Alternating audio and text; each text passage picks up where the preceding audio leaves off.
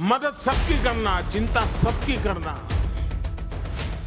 समय सामान्य रहा हो या फिर चुनौती का काल, स्वामी जी ने समाज हित के लिए हमेशा सबको प्रेरित किया, आगे रह करके, आगे बढ़ करके योगदान दिया।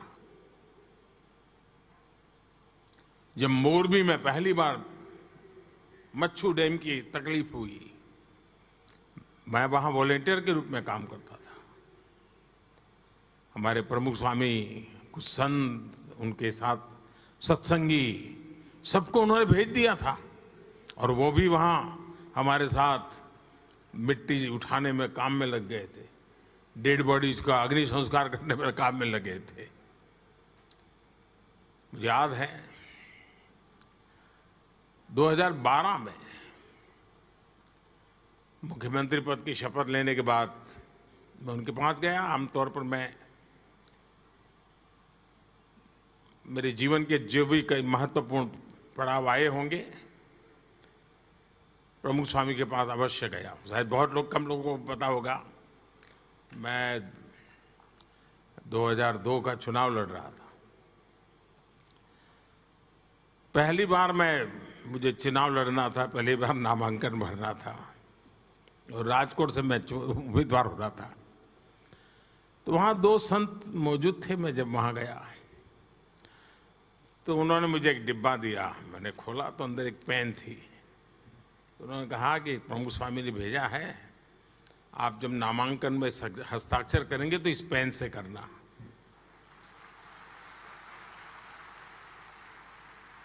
अब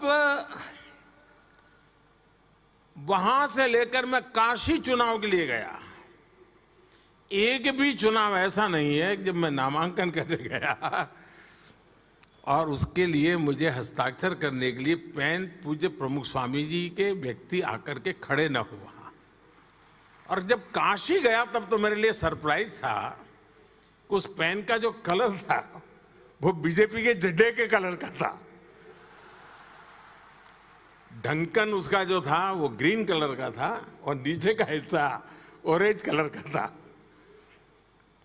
मतलब पहले कई दिनों से उन्होंने संभाल के रखा होगा और याद कर करके उसी रंग की पेन मुझे भेजना, यानी व्यक्तिगत रूप से,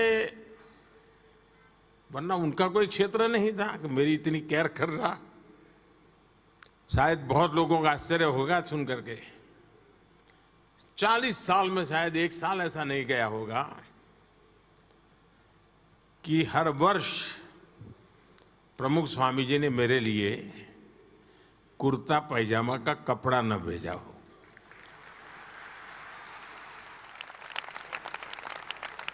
और ये मेरा सौभाग्य है।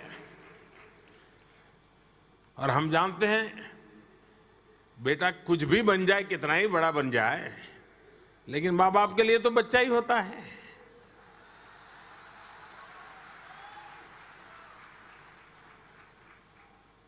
देश ने मुझे प्रधानमंत्री बना दिया, लेकिन जो परंपरा प्रमुख स्वामी चलाते थे, पूज्य भक्त स्वामी ने भी अब तक वो कपड़ा भेजना चालू है।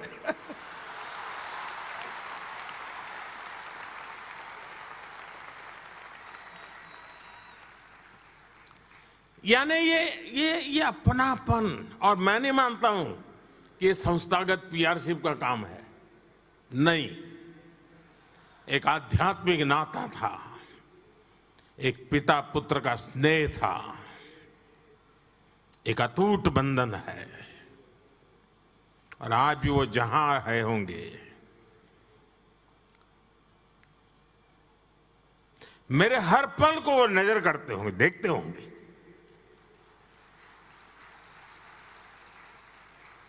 बारीकी से मेरे काम को जांचते होंगे। उन्होंने मुझे सिखाया, समझाया, क्या मैं उसी राह पे चल रहा हूं कि नहीं चल रहा हूं, वो जरूर देखते होंगे।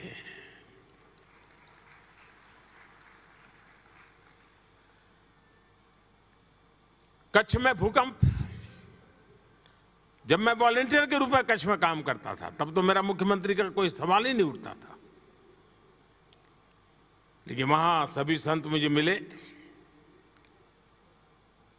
तो सबसे पहले भाई तुम्हारी खाने की क्या व्यवस्था है? मैंने कहा मैं तो अपने कार्यकर्ताओं के यहाँ पहुँच जाऊँगा। नहीं, बोले तुम कहीं पर भी जाओ, तुम्हारे लिए यहाँ भोजन रहेगा, रात को देर से आओगे तो भी खाना यहीं खाओ। यानी मैं जब तक भूज में काम करता रहा, मेरी खाने की चिंता प्रमुख स्वामी ने संतों को कह दिया होगा, दे पीछे पड़े रहते थे मेरे। यानी इतना स्नेह, इतना। और मैं ये सारी बातें कोई आध्यात्मिक बातें नहीं कर रहा हूं जी, मैं तो एक सहज सामान्य व्यवहार की बातें कर रहा हूं आप लोगों के साथ।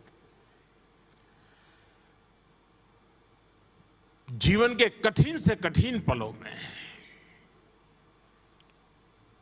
शायद ही कोई ऐसा मौका होगा कि जब प्रमुख स्वामी ने खुद ने होकर के मुझे बुलाया ना हो या मेरे से फोन पे बात न की हो, शायद ही कोई घटना होगी।